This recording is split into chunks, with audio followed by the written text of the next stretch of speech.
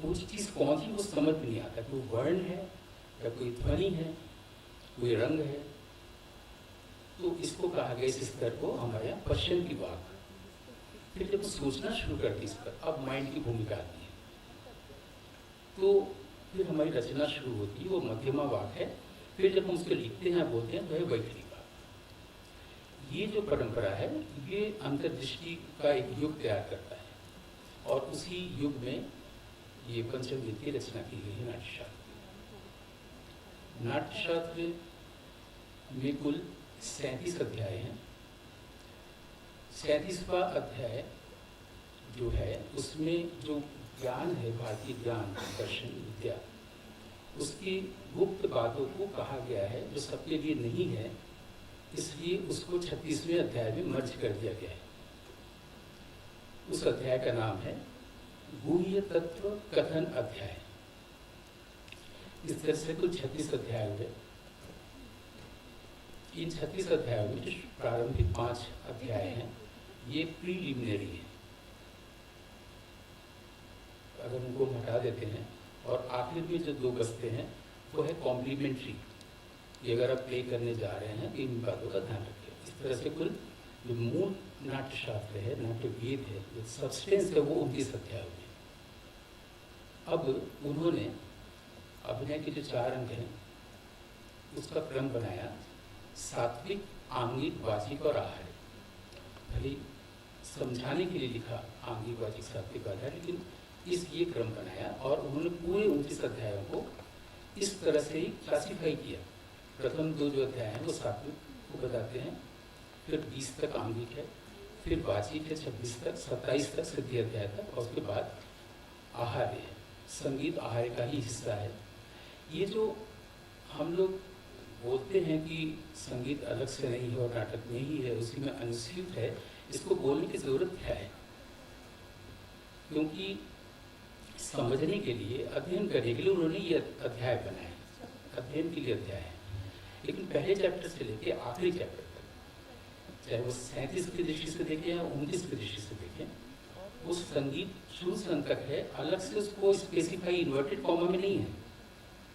ये संगीत का भी पूरा ग्रंथ है, संपूर्ण ग्रंथ है, आकर ग्रंथ है, नाटक का भी है, नृत्य का भी है। हम लोग आज अलग अलग पढ़ाई करते हैं, इसलिए संगीत और नाटक जब अलग हो गया तो उसको एक में देखने की कोशिश कर रहे हैं। एक्चुअली इसमें है ही नहीं। पहले अध्याय से लेकर के आखिर तक उन्होंने ये संगीत उसमें अनुस्यूत है, और उन्होंने जो हम लोग इसको कैसे पढ़ें इसकी एक दृष्टि दी है। आज इसको हर्मेन्यूटिक्स कहते हैं, जिसको हमारे मीमांसा दृष्टि कहते हैं, और हमारे यहाँ के सारे जो ग्रंथकार होते थे उस दृष्टि को पहले ही अध्याय में रख देते थे, क्योंकि उनको पता था कि आने वाले समय में लोगों को समझने में दिक्कत हो सकती है। ऋषि मुनियों का कोई देशकाल नहीं होता है। वो इस ढंग से, क्योंकि वो उनकी भाषा मन से नहीं बनती है, अंतर्दृष्टि से बनती है, परा स्तर से आती हुई भाषा होती है, इसलिए वो जो जिस भी चीज़ को उपचार देते हैं वो अतीत नहीं बनता, वो अपना शाश्वत वर्तमान पा लेता है। इसलिए रामायण हो, चाहे महाभारत हो, चाहे वेद हो, चाहे पंचम वेद हो, ये जब तक वर्तमान है, शाश्वत वर्तमान है, वो तब तक रेलिवेंट है। क्योंकि हम समझ नहीं पाते, इसलिए कहते हैं कि उसकी उपयोगी चीज़ों को ले ले और अनुपयोगी चीज़ों को हम लोग छोड़ दें। उसमें एक भी वर्ण ऐसा नहीं है जिसको जो सर्वथा अयोग्य है। तो ये तो का भारत को, हम भारत की या भारत संस्कृति को, वैदिक संस्कृति को समझने का ढंग। फिर है नाट्यशास्त्र, ये हम लोगों ने समझा संक्षेप में, भारत के नाट्यशास्त्र। अब आता है कि उनके समय में उन्होंने क्या बताया कि नाटक में संगीत का प्रयोग कैसे किया जाए। ये विषय बनाया गया है कि उनके समय में, यानी कि नाट्यशास्त्र में कैसे बताया गया है कि नाटक में संगीत का प्रयोग कैसे किया जाए। ये मुझे कहा गया बोलने को। इसमें संगीत को समझ ले तो जैसा कि शुरू में ही कहा गया, उन्होंने डाइजेस्ट भी तैयार किया है भरत ने, कि अगर आपको 37 अध्याय पढ़ने में दिक्कत हो तो आप सिर्फ संग्रह पढ़ लें, पूरे नाट्यशास्त्र को पढ़ना हो जाएगा। 11 संग्रह है। रस, भाव, अभिनव, धर्मी, वृत्ति, प्रवृत्ति, सिद्धि, स्वर, आकृति, गान। इनको पढ़ने से भी पूरा नाट्यशास्त्र पढ़ना हो जाएगा। अब हम लोग जो कह रहे थे कि पूर्व रंग जब हो तो नट नटी जब प्रवेश करते हैं तो उन्होंने 5 स्थान निर्धारित किए हैं। उन 5 स्थानों पर ही नट खड़े होंगे, पीछे कुतब होंगे। वो 5 स्थान है एकदम आगे। अगर आप न्यूज़पेपर ऐसे पढ़ते हैं, न्यूज़पेपर को ऐसे उठा दिया जाए तो ये अप होगा, ये डाउन होगा। दर्शक की ओर से ये डाउन स्टेज है और ये अप स्टेज है। तो जो पहला प्रोसीनियम जब आज हम लोग थिएटर देखते हैं तो जो वहाँ पर पहला है जिसको हम लोग लेफ्ट अप कहते हैं, पहला, दूसरा बीच में, तीसरा सेंटर पर और ये पीछे 5, ये 5 स्थान प्रवेश के लिए और प्रस्थान के लिए नटों के लिए बनाए गए। नट आके क्या करते हैं कि पूरा जो प्ले होने जा रहा है उसको इंट्रोड्यूस करते हैं अलग अलग भंगिमाओं में, और फिर इधर देख के बोलते हैं कि शायद सैनिकों की आवाज़ आ रही है, लगता है वो लोग आने वाले हैं, चलो चलो मुझ चले, और चले जाते हैं। अब इस दौरान जो पूर्व रंग पेश किया गया उन 5 स्थानों पर, उनके नाम है प्राविशिकी। अब प्रवेश स्थान जहाँ पर होगा वो हमेशा इस इधर से होगा, जो इसको आज हम लोग विंग्स के रूप में समझते हैं। वहाँ हमेशा प्राविशिकी धुराई गाई जाएगी। तो प्रवेश, आक्षेप, निष्क्राम, अंतर और प्रसाद। प्रवेश स्थान पर सिर्फ प्राविशिकी ध्रुवा ही गाई जाएगी। प्राविशिकी ध्रुवा है उत्थापिनी। अभी जो गांधर्व गान की बात हुई, पहले साम गान में सामन गाते थे और गांधर्व और गान ही था। गांधर्व श्रेयस है, गान प्रेयस है।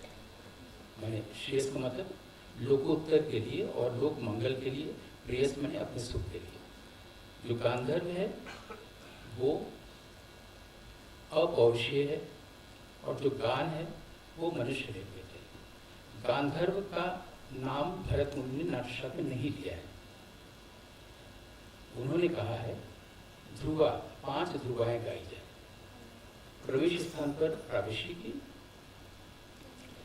बीच में जो जगह एक बना प्रवेश, आक्षेप, निष्क्राम, आक्षेपिकी, निष्क्रामिकी,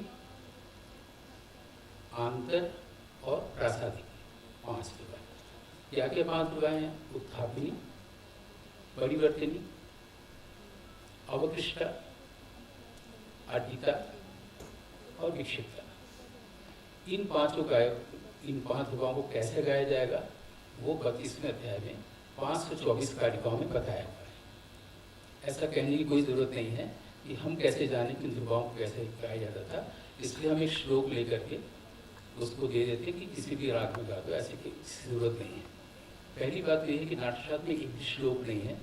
नाट्यशास्त्र में 6000 कारिकाएँ हैं और कारिका किसे कहते हैं इसे 6ठे अध्याय में उन्होंने परिभाषित किया।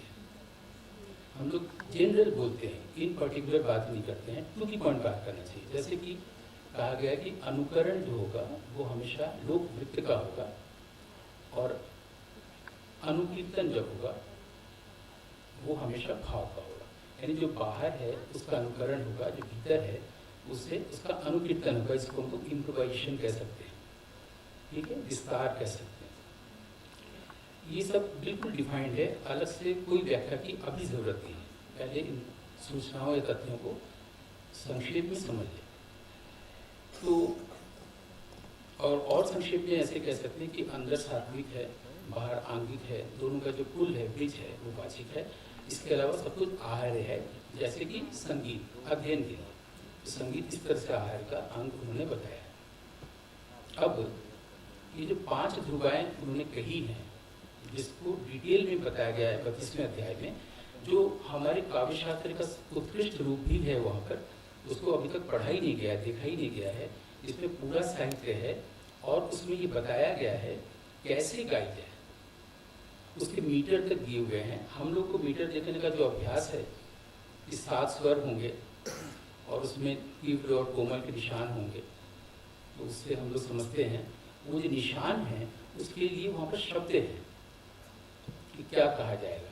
यहाँ तक कि लोगों ने ये भी कहा है कि निषाद में 2 श्रुति जोड़ दी जाए तो उसका नाम काकली निषाद है।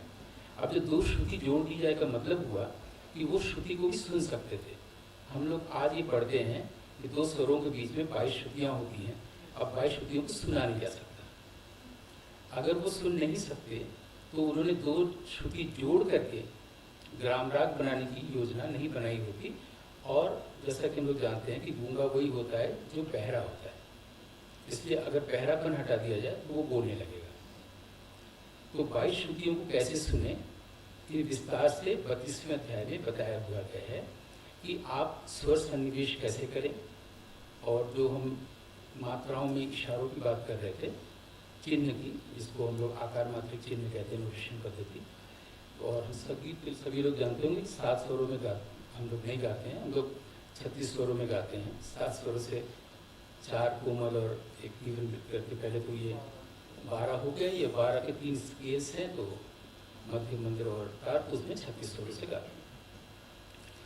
अब ये जो हम लोग मध्य से मंदिर में जाते हैं या निषाद से हम लोग मध्य में आते हैं, मध्य के निषाद से, सारी विधियाँ बताई। विधि से एक शब्द से मुझे एक चीज़ याद है कि नाट्यशास्त्र एक मेथडोलॉजी है, इसको संस्कृत नाटक तक सीमित करके बहुत गलत काम किया गया है। आप सैमुअल बेकेट का वेटिंग फॉर गोडो भी कर सकते हैं, शेक्सपियर का ओथेलो भी कर सकते हैं, और कोई नाटक कर सकते हैं पृथ्वी का, क्योंकि वो नाटक को करने का ढंग है।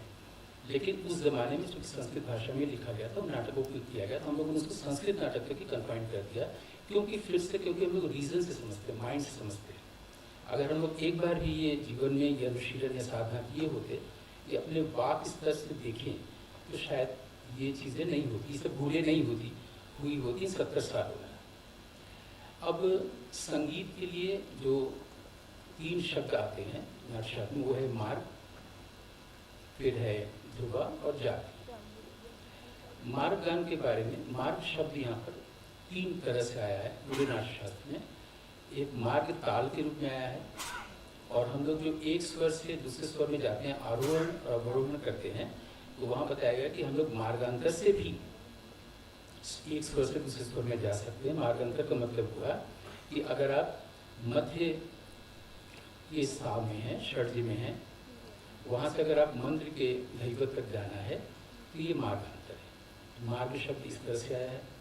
मार्ग गान को ऐसे बताया गया है, मृग धातु से इसकी निरुक्ति है कि जब शेर अपनी गुफा से चलता है तो उसको अपने परिचित रास्ते से जाता है, परिचित रास्ते से लौटता है।